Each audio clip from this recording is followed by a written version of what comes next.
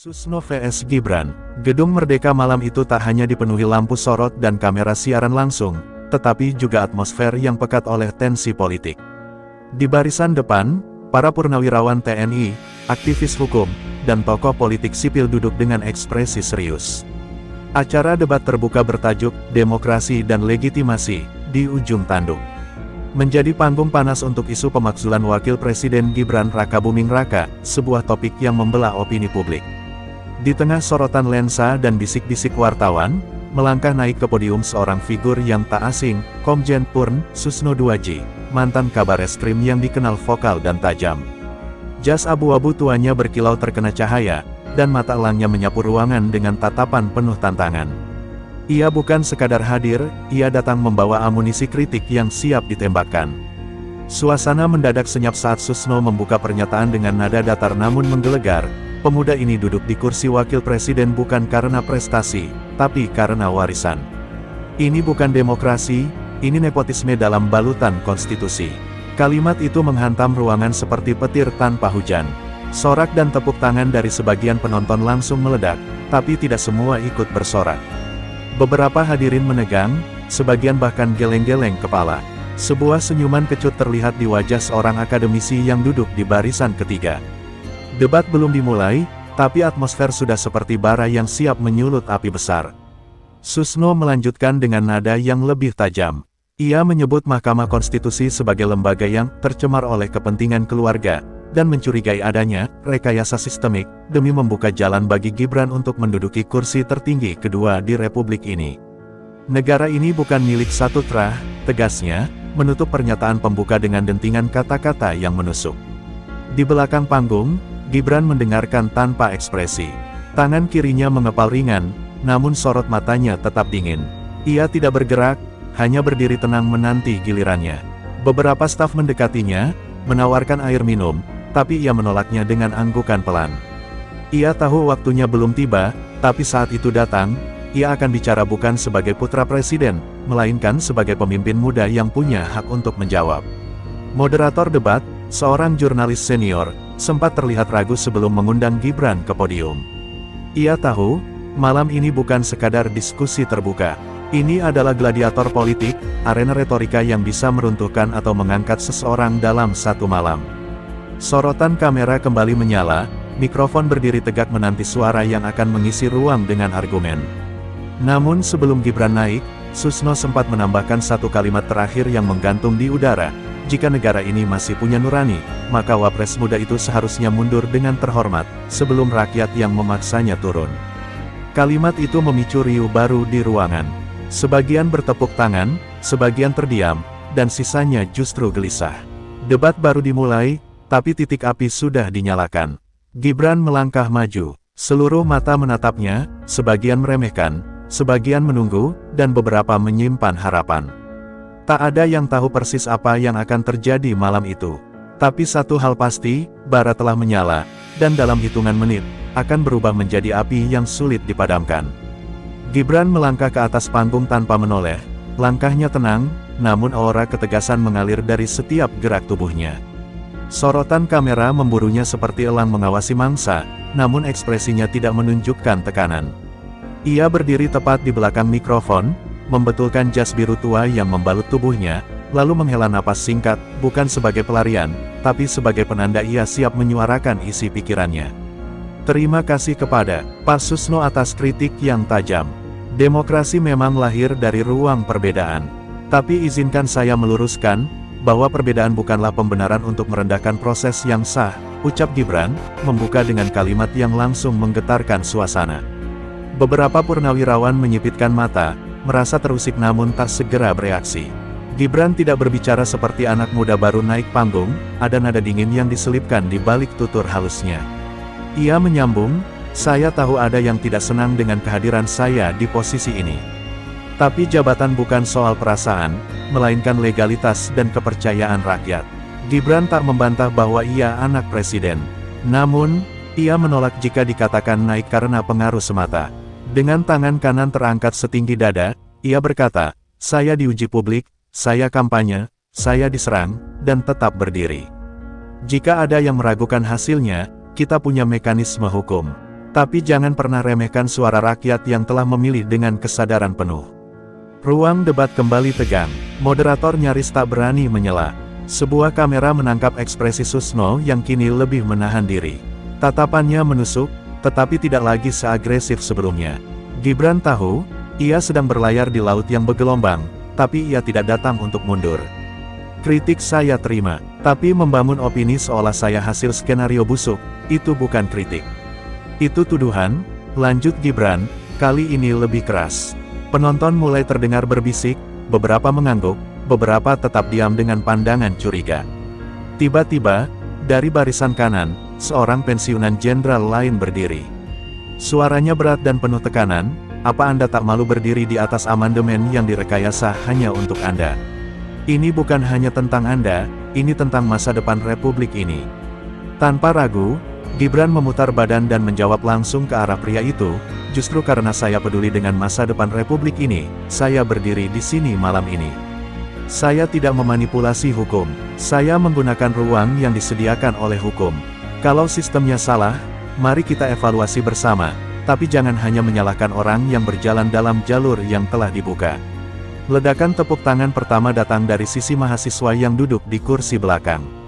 Suara mereka tak sekuat para jenderal, tapi gemanya menciptakan irama tandingan. Gibran mengangguk ringan, bukan karena puas, tapi karena tahu ia telah menyentuh urat persoalan sesungguhnya, ketegangan antara generasi lama dan yang baru.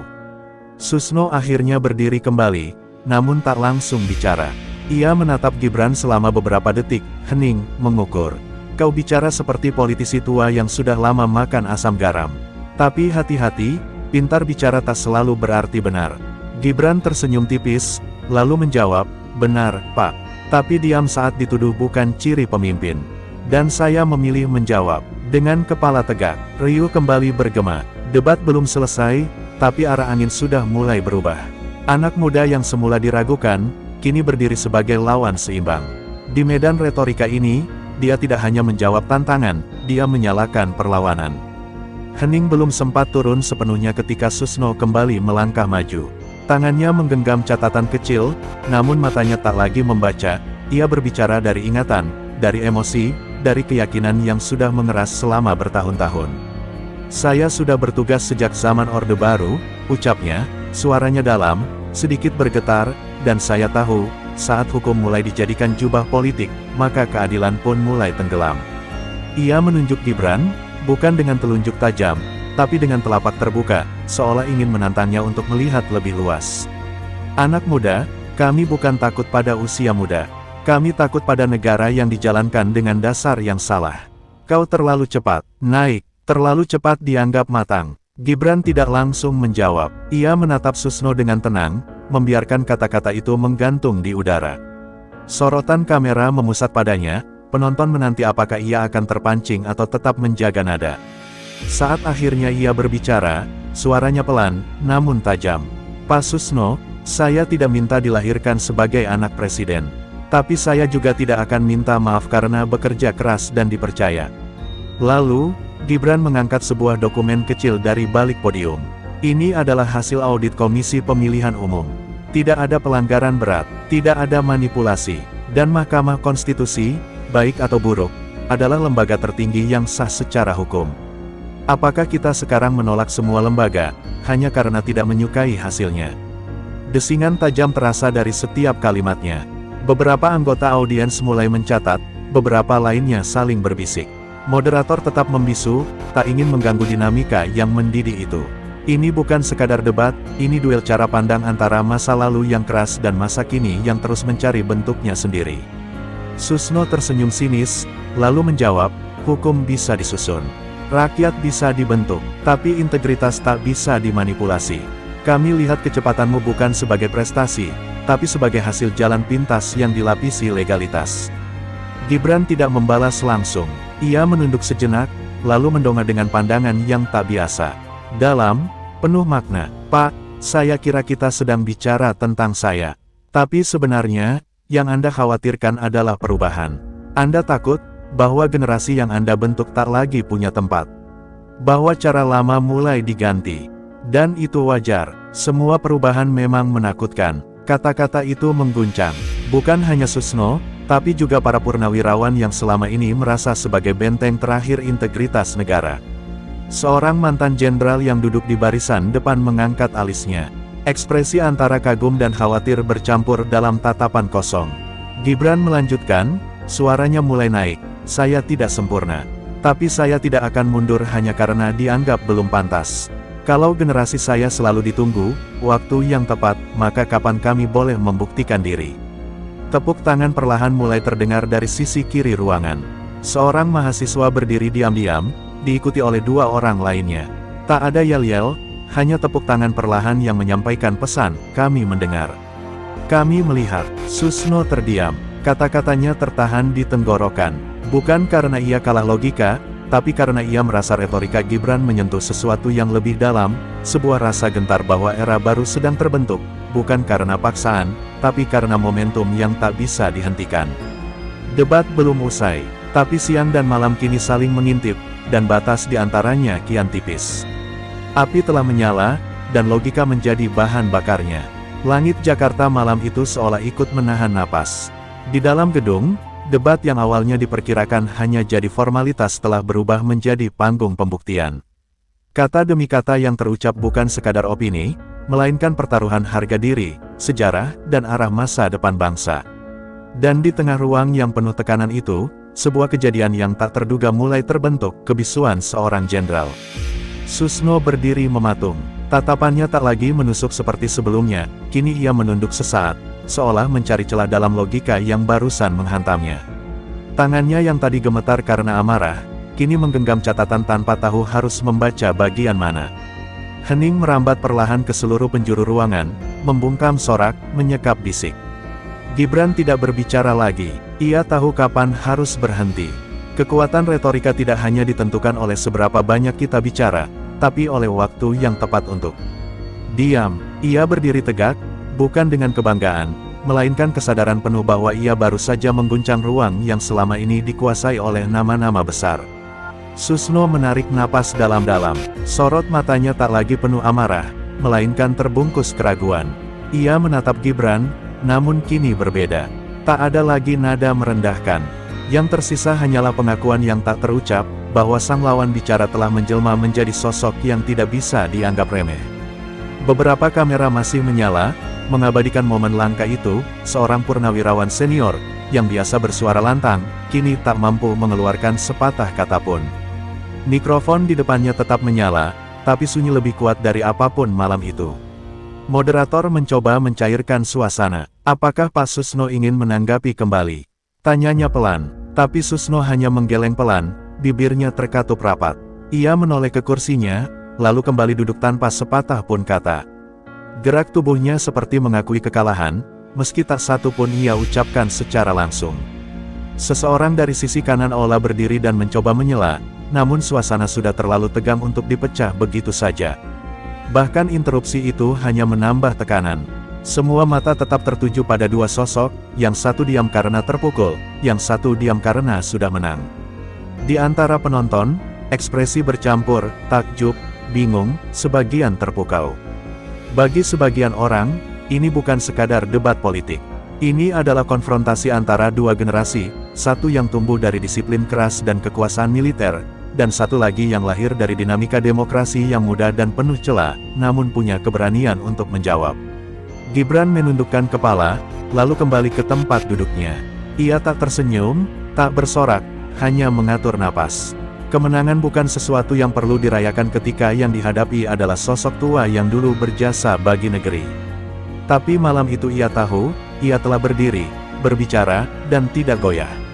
Susno memejamkan mata sejenak, lalu membuka pelan. Di balik wajah kerasnya, tampak sisa-sisa respek yang sulit ia ungkapkan. Mungkin, dalam hati kecilnya, ia sadar bahwa pemuda yang tadi ia anggap simbol kemunduran, justru menjadi cermin bagi perubahan yang tak bisa dihindari. Dan dari kejauhan, seorang wartawan senior menuliskan di catatannya, ketika argumen tidak bisa lagi dipatahkan oleh suara, maka keheningan menjadi tanda tunduk.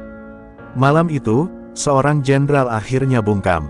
Bukan karena kehilangan suara, tapi karena logika yang terlalu kuat untuk dibantah. Dan Gibran, dengan segala ketegangan yang ia hadapi, telah melangkah melewati satu ujian terberat dalam karir politiknya. Pagi setelah debat, kota seolah bangun lebih awal dari biasanya.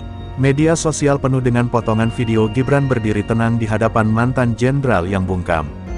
Tagar-tagar pemuda menjawab dan tagar Susno bisu mendominasi lini massa, dibanjiri komentar dari segala arah, pujian, cibiran, bahkan perdebatan yang lebih liar dari yang semula terjadi di ruang debat.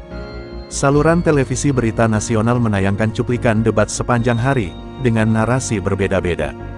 Beberapa menyebut Gibran sebagai simbol keberanian generasi baru, sementara yang lain menuduhnya terlalu percaya diri dan kurang ajar terhadap senior bangsa.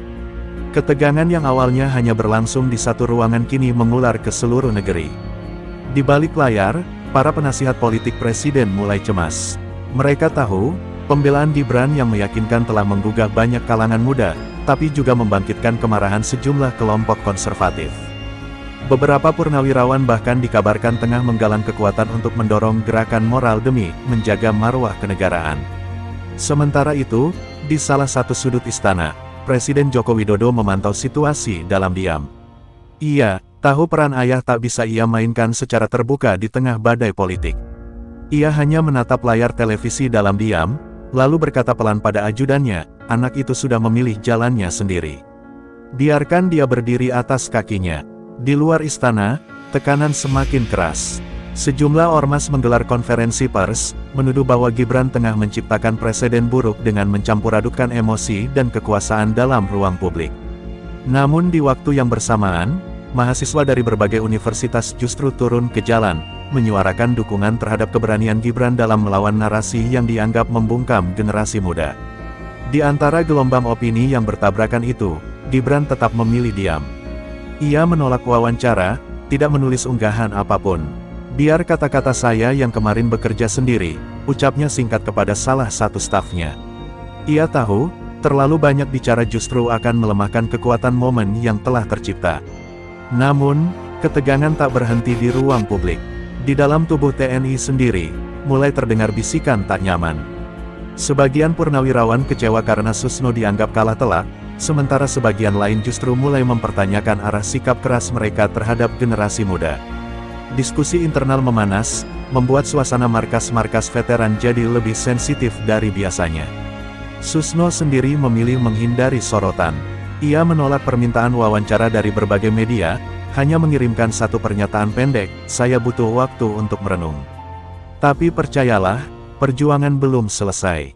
Kalimat itu memicu spekulasi liar, apakah ia akan balik menyerang, atau justru mulai mengendurkan langkah. Di ruang-ruang istana, bisik-bisik mulai bergeser. Beberapa elit politik mulai melirik Gibran dengan pandangan berbeda, bukan lagi sebagai anak presiden semata, tetapi sebagai figur politik yang mulai membangun basis kekuatannya sendiri. Popularitasnya melonjak, terutama di kalangan pemilih muda yang bosan pada narasi lama. Namun di tengah naiknya dukungan, ancaman juga mulai bermunculan. Seorang analis politik menulis, pemuda yang bicara terlalu lantang bisa menjadi panutan. Tapi juga sasaran. Sebuah kalimat yang terasa seperti peringatan, bahwa medan politik Indonesia tak pernah sunyi dari manuver senyap dan jebakan tersembunyi. Dan benar saja, sebuah laporan rahasia sampai ke meja salah satu penasihat presiden, ada pergerakan terselubung dari kelompok lama yang merasa terancam oleh popularitas Gibran. Tak semua bisa diredam. Ketegangan telah berubah menjadi potensi ledakan. Di luar sana, rakyat hanya melihat debat yang viral. Tapi di balik layar, para pemain lama sedang menyusun langkah. Dan Gibran, entah sadar atau tidak, telah memutar kunci pada pintu yang selama ini hanya bisa diketuk dari luar. Sementara layar publik terus menyuguhkan riuh dukungan dan kontroversi, di tempat-tempat sunyi yang tak tersentuh sorot kamera, percakapan-percakapan jauh lebih tajam mulai bergulir. Di sebuah villa tersembunyi di kawasan puncak, 4 pria duduk melingkar di sebuah meja kayu tua. Mereka bukan politisi biasa. 3 di antaranya mantan perwira tinggi, 1 lagi mantan kepala lembaga strategis. Tak ada catatan kehadiran, tak ada wartawan, hanya agenda yang digelar dalam diam. Anak itu berbahaya, ujar salah satu dari mereka sambil menyesap teh pahit. Bukan karena dia keras kepala, tapi karena dia terlalu cepat mendapatkan simpati. Rakyat menyukai keberanian, dan itu membuatnya sulit dikendalikan. Yang lain mengangguk pelan, dan lebih buruknya lagi, dia tidak merasa perlu tunduk. Tidak pada senior, tidak pada aturan tidak tertulis kekuasaan. Jika dibiarkan, dia bisa memecah tatanan yang selama ini kita jaga. Malam itu, keputusan diambil. Bukan pembunuhan karakter secara terang-terangan, tapi serangkaian langkah. Senyap, isu lama yang akan dimunculkan kembali, jaringan buzzer yang akan digerakkan, serta pelaporan administratif yang akan dicari celahnya. Semua tampak legal, tapi niat di baliknya tak sepenuhnya bersih. Sementara itu, di Jakarta, Gibran tengah berada dalam rapat internal. Ia merasa ada tekanan aneh yang belum ia kenali. Beberapa kolega yang biasanya terbuka kini mulai menjaga jarak. Bahkan beberapa agenda penting mendadak dibatalkan tanpa penjelasan.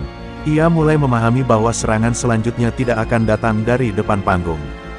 Di hari yang sama, seorang staf khususnya menunjukkan dokumen mencurigakan, laporan audit lama dari proyek daerah ketika Gibran masih menjabat sebagai wali kota. Tak ada temuan besar, tapi kini laporan itu beredar kembali, dibumbui narasi miring yang disebarkan oleh akun-akun anonim. Serangan mulai terasa. Gibran menatap layar ponselnya tanpa ekspresi. Ia tahu ini bukan lagi soal debat. Ini adalah pertarungan kekuasaan, di mana kebenaran sering dikaburkan oleh narasi yang dikemas rapi. Ia tidak terkejut, ia hanya bertanya-tanya, siapa yang memutar roda ini? Beberapa hari kemudian, sebuah panggilan datang dari seorang tokoh senior partai. Suaranya terdengar berat namun jujur, "Mas Gibran, saya simpatisanmu. Tapi kau harus hati-hati. Beberapa orang lama merasa tersinggung bukan karena kau keras, tapi karena kau tidak menunggu giliran." Ucapan itu menusuk. Gibran menyadari bahwa ia sedang melangkah di tanah berapi, dan api itu bukan berasal dari rakyat, tapi dari tangan-tangan lama yang tak ingin kehilangan kendali. Ia tidak bisa mundur, tapi ia juga tidak bisa terus maju tanpa strategi. Di tengah tekanan yang membesar, seorang jurnalis investigasi mengirimkan pesan rahasia padanya. "Saya sedang menyelidiki pertemuan puncak. Ada sesuatu yang besar, tapi saya butuh akses. Anda tahu sesuatu?" Gibran membalas singkat, "Saya hanya tahu bahwa kegelapan tidak pernah suka cahaya." Dan saat malam kembali turun di Jakarta, Gibran duduk di balkon rumahnya. Ia tak ditemani penasihat atau wartawan. Hanya secangkir kopi dan peta Indonesia yang tergantung di dinding. Ia tahu, langkah berikutnya bukan tentang pembuktian, tapi tentang kelangsungan. Ia tak bisa hanya menjadi simbol. Ia harus jadi kekuatan. Sementara itu, di balik bayang-bayang, mereka yang merasa terguncang oleh keberaniannya sedang merancang bab berikutnya. Bukan untuk berdebat, tetapi untuk membungkam. Dan Gibran, dengan semua kesunyian dan sorotan yang mengelilinginya, harus memilih, bertahan, atau menggebrak balik. Tak ada yang menyangka, Gibran memilih jalan sunyi sebagai langkah awal perlawanan. Alih-alih menggugat balik atau membela diri di media, ia menghilang dari layar kaca selama beberapa hari. Banyak yang mengira ia gentar, bahkan beberapa tokoh senior mulai meyakini bahwa tekanan berhasil membungkamnya. Namun, kenyataan jauh dari dugaan itu. Selama 3 hari penuh, Gibran menggelar rapat tertutup dengan sekelompok muda-mudi yang selama ini aktif di dunia digital, hukum, dan sosial. Mereka bukan bagian dari lingkaran politik, melainkan pegiat akar rumput, programmer, peneliti independen, dan mantan aktivis kampus. Dari pertemuan itu lahir gagasan, membalas serangan bukan dengan emosi, melainkan informasi. Lewat tim kecil ini, Gibran mengumpulkan data-data lama yang selama ini tersembunyi dalam arsip. Ia tidak mencari aib, tapi pola, bagaimana suara-suara kritis selama ini dibungkam lewat sistem yang rapi. Bukti, rekaman, dan laporan publik mulai dikumpulkan, bukan untuk dijatuhkan ke meja pengadilan, tapi untuk membangun narasi tandingan yang kuat dan berdasar. Langkah awalnya sederhana, sebuah situs diluncurkan tanpa embel-embel politik. Isinya data terbuka, visual interaktif, dan penjelasan mendalam soal bagaimana keputusan-keputusan penting diambil tanpa keterlibatan publik. Tidak menyebut nama, tidak menyerang individu, tapi cukup kuat untuk menggetarkan bangunan lama yang rapuh. Dalam waktu 48 jam, situs tersebut viral. Tagar baru mulai menggema, tagar data bicara. Anak-anak muda mulai membagikan tautannya, diskusi tumbuh liar di forum-forum. Banyak yang terkejut bahwa seorang Gibran, yang dianggap hanya simbol dinasti, ternyata mampu memicu gerakan literasi politik berbasis bukti. Mereka yang berada di balik bayang pun mulai gelisah. Apa yang awalnya dirancang sebagai jebakan kini justru berubah menjadi senjata balik. Strategi diam-diam Gibran menimbulkan kekacauan yang tak terukur. Tak ada yang bisa diserang langsung, karena tidak ada fitnah, tidak ada hinaan, hanya data dan pertanyaan kritis. Susno, yang sejak debat memilih menarik diri, menerima laporan tersebut dari seorang mantan anak buahnya.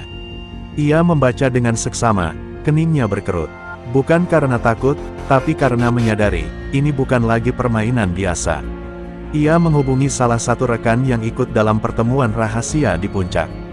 Anak itu tidak menantang kita. Dia membuka mata semua orang, katanya lirih. Sementara itu, di layar televisi, para pengamat mulai berubah nada. Mereka menyebut langkah Gibran sebagai bentuk politik cerdas yang langka, bukan hanya melindungi diri, tapi juga mengedukasi publik. Di tengah banjir kampanye negatif, dia menjawab dengan terang yang sulit dipadamkan. Di kantor pusat salah satu partai tua, rapat darurat digelar. Beberapa petinggi mulai memikirkan ulang posisi mereka.